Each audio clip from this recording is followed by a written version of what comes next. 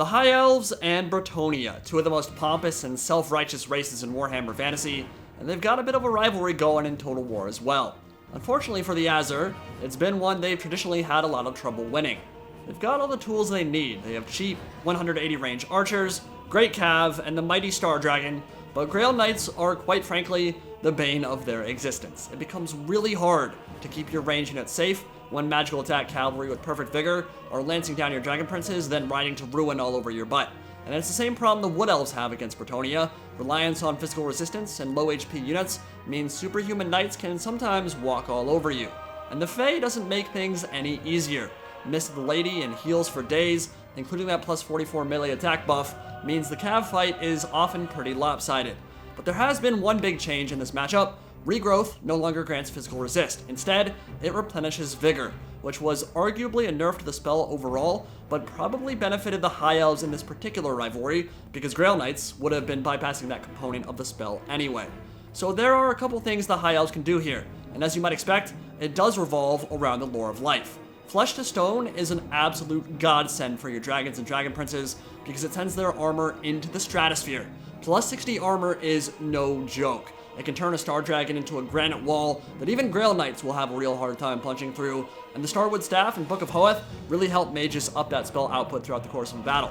Blessed Field Trebuchets ready to do some pounding, and Swordmasters will be on the receiving end as the battle begins, and we've got Zablaski playing as the High Elves and Ariel commanding the Bretonnians. 4 Lothern Seaguard in the back, Missile Block Chance, good range DPS, they're a good choice in this matchup, and High Elf Spearmen in the front. 500 gold, trade pretty cost efficiently with most Bretonnian infantry, although Grail Pilgrims and Foot Squires will put them into the dirt after a while.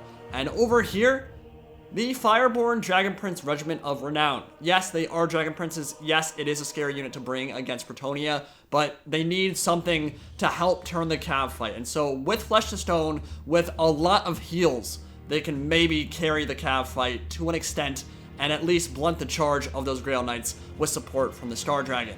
And don't misunderstand, the Fireborn and Dragon Princes in general are pretty amazing. They are great in a ton of different matchups. They just struggle here because Grails are designed to hard counter them. And that's where the killing power of the Bretonnians will come from, on the flanks with those Guardians and Knights backed up by the Fay. And the Prince atop that Star Dragon is going to be such an important linchpin for the Azur here if the High Elves want to take the win.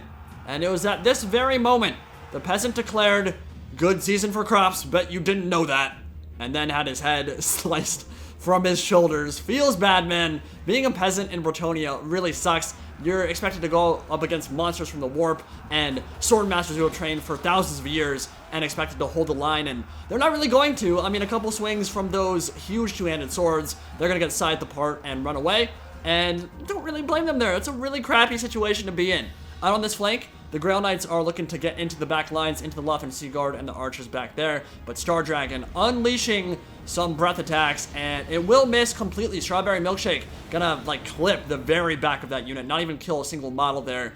Do not use breath attacks like that. It's not the best way to do it. They're going to be moving. They're going to dodge it. It's just not going to be worth it. But here, Star Dragon going to get one really nice attack into the back of the Grail Knights. Bring down 3 models there. Might have been the same models, actually, that he hit with that initial breath attack.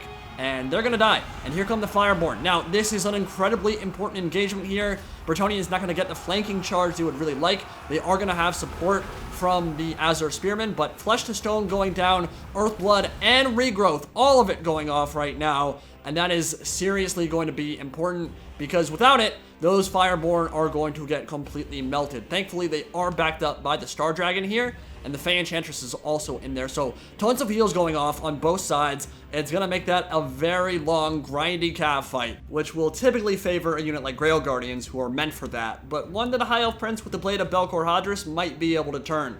Not to mention that big, scary blue dragon he's riding into battle. Swordmasters are having a field day in the center, over 100 kills already. Lothern Seaguard getting skirmished down by the Blessed Field Trebuchets, and a lot of that archer fire. Peasant Bowmen, very cost efficient, very effective from range, and Grail Guardians charging into the front of some of those Lothern Seaguard. And the cav fight over here. Fay is doing some work there in the center. Azur Spearmen did come over to reinforce, and I don't even know who's going to win that. That is a crazy fight. But here come Grail Knights from the other flank. They were hidden in the woods on the other side of the battlefield, and with their perfect vigor and their high speed, managed to make it in and behind the Fireborn.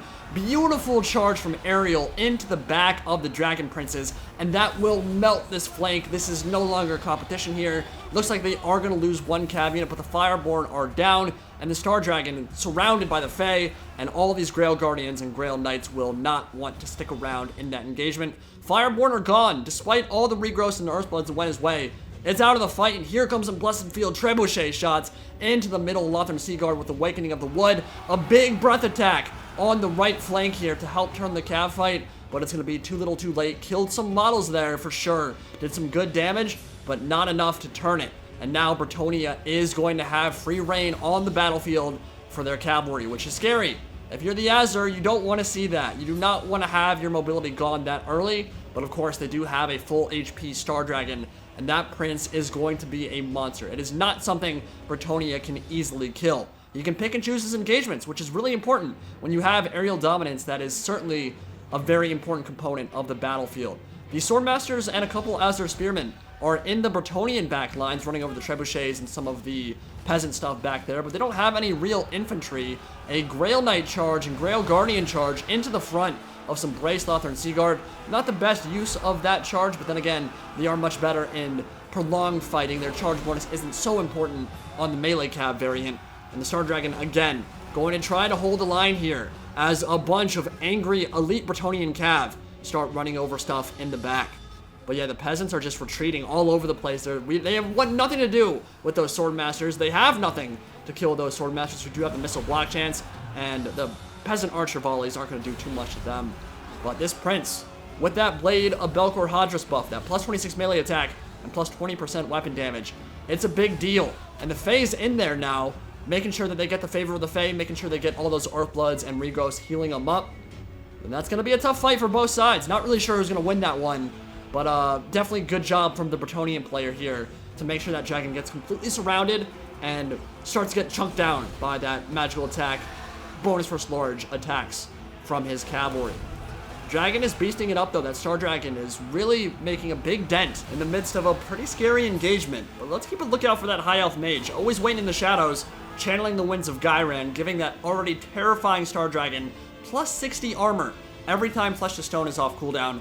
Cannot be overstated how impactful that buff is. Almost sends it into Steam Tank levels of tankiness, and it gets to almost 700 weapon strength like half the time its Blade of Belkor Hadris buff is up. So the Star Dragon is absolutely terrifying to deal with, and Bretonnia is definitely starting to have some issues with that. Swordmaster is chasing after some peasant archers. Can't quite close the gap there. Another breath attack going off, and again, I think that's kind of a waste. You don't want to be using it on fast cavalry when they're not tied down by anything, because you're just gonna miss. And each of those breath attacks, if you waited for like maybe them to charge into like High Elf Spearman or Lothern Seaguard or something, and then cast it, you could maybe kill like 10, 15, 20 Grail Knights in a single cast there. So definitely want to hold on to those for a better opportunity. I think he's getting a little bit overzealous with those breath attacks, but he did have the one really good one on the blob on the right flank. But yeah, those Swordmasters are now kind of out there by themselves. So are the peasant archers. They're really close to the white line. And Star Dragon, he's coming over, and as they look over the shoulder there, Nobleman Swerve, time to run away. Scary stuff for sure. When you don't want to be a peasant here, it's just a bad idea. And they're gonna book it out of there. As soon as the dragon gets close, Terror Rout, and I think that will be the last we see of that particular unit. Very close to the white line, but oh, they're routing the right way. They're gonna rally actually. They end up rallying there and do come back, and the cavalry is coming over to support. And what was an engagement that was going very well for the High Elves, suddenly very bad. Their Swordmaster, their one elite tier infantry unit, is gone now. A beautiful charge coming in, and Fay Enchantress and her Grail Protectors make sure that they shatter and do not come back. So, the High Elves do not have a lot of infantry left. They have some Lothern Seaguard, and that's pretty much it. They really just don't have a whole lot going on for them right now, but that is an Overcast Earthblood for everything there. That's going to be a very impactful heal, and it's going to hit pretty much everything left in their roster, which is pretty important. In the background there, you can see some Azure Spearmen chasing after some peasants, and they have not let up. They just don't want to turn their back. And important engagement brewing right now. Fay Enchantress and her knights going into melee. Star Dragon decides to try to duel her out. Flesh to Stone going down. His buffs getting popped at the same time. And it's basically Star Dragon against the world right now. Can a High Elf Prince on the mightiest creature in Warhammer Fantasy really deal with all this stuff, all this hate that is coming his way. It's going to be a tough fight for sure, but with heal support from the High Elf Mage, maybe he can turn it, and he is chunking down the Fay. Oh my god. It was like 4 straight attacks. He hit every single one of them, even though she was kind of tucked neatly in between all of her knights. Literally every single hit the Star Dragon put out there did damage to her, and she just broke instantly. I mean, there was nothing Bretonnia could have done there. I think they could not have played that better in terms of that engagement. The Cav was right there to support. He got kind of unlucky there, honestly. The Lord Fay Enchantress got really unlucky to get hit that many times. But then again, it's not that surprising. Star Dragon has amazing melee stats, and he had all his buffs popped. So his melee attack was through the roof, probably approaching 70 on a 611 strength Star Dragon. Pretty scary stuff. And so the Fay is going to break here, and the Knights are chasing after him, and that is going to shift things a little bit back towards the middle. I would say that Bretonnia had a clear-cut advantage going into that engagement, but after 4 attacks from the Star Dragon, Fay shatters off the field, and now it is anyone's ball game. And we've got a crazy ending here on the way. Can the Lothern Sea Guard and the Star Dragon pin down those Knights long enough for the Dragon to get away? Their mobility is really making it hard for the Prince to escape, but at the end of the day, does he want to? Those Knights are really low HP. They don't have the support from their Lord. They no longer can be healed, and the High Elf Mage is still around to cast those buffs and charge in from the flank. And the Star Dragon going to let it rip here. Close range corrosive breath, melting those Knights from their steeds, falling into the desert. A lot of wavering. The entire Bretonnian army is wavering, and what looked like it was going to be really hard for the High Elves to pull out just shifted completely, and that's going to be a mass rout. They're leaving the battlefield now. None of that cav is going to come back. The white line is too close by, and with that, the peasants will no longer have any reason to stay. They can't stay. They don't have the leadership or the morale to stick around and fight a Star Dragon. And even though he was really low HP, High Elves managed to take that one. Zablaski manages to take it. Really cool. It's not every day you get to see a Star Dragon completely carry a battle. People were worried when Game 2 came out. Would dragons be good enough to, I mean, they were kind of trash in Game 1, right? Like, they weren't that used that often. They weren't very good. But breath attacks and their melee stats have really been revamped in Game 2, and the Star Dragon carried that battle for the High Elves. Really impressive from the Prince there. He kicked some serious ass. But I think it's easy to see where Bretonnia might have the advantage in this matchup, right? I mean, those Fireborn are top-tier cavalry. In a bunch of matchups, they are amazing. Very expensive, obviously. I believe they got a $50 price decrease in this patch, so a little bit of a buff there. But they are top tier of the top tier. They got 12 kills with Overcast Regrowth and Overcast Earthblood cast on them. They only got 12 kills. So, yeah, fighting Grail Knights for them is a tough ask. The Star Dragon really helped turn what should have been a super lopsided cav fight into a much more even one. But even with that said, Bretonnia still ran over it there. I feel like the Grail Guardians could have been used a little bit better. They charged into the front of Brace Spearmen a couple times when they probably could have gone for like a Hammer and Anvil or something like that. But at the end of the day, I think Ariel played that match pretty well. I think a lot of that came down to very good buffs, very well-timed buffs on the Star Dragon to help turn what were very lopsided fights in the High Elf's favor. You might have noticed there that Zablaski did not bring any High Elf archers. He brought Lothern Sea Guard, who can defend themselves if Grail Knights and stuff inevitably get into your back line. That's a very important point to note, because High Elf archers, 180 range, are amongst the best units in the game for their price point. I mean, when you bring 4 or 5 of those, the damage output is insane. You can do so much work with that unit, but you can't protect them against Bretonnia, because you're never going to win the cav fight. So they would have gotten completely run over. So he went Lothern Sea Guard because they can defend themselves there. And then he had the 1 unit of Swordmasters in case there were some Foot Squires or something with a bit more punching power on the Bretonnian main line. But a unit that gets slept on a lot that should never be slept on are Peasant Bowmen.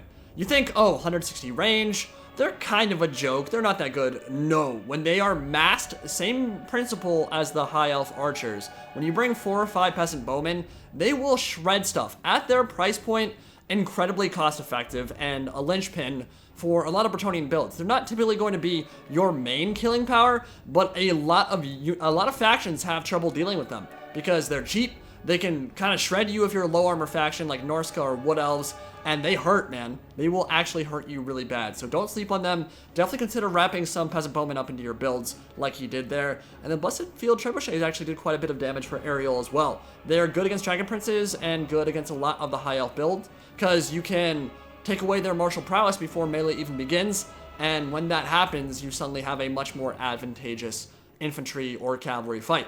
So, really interesting game. I love that matchup. It's super fun to watch. Hope you guys enjoyed it. Peace out. A-Town.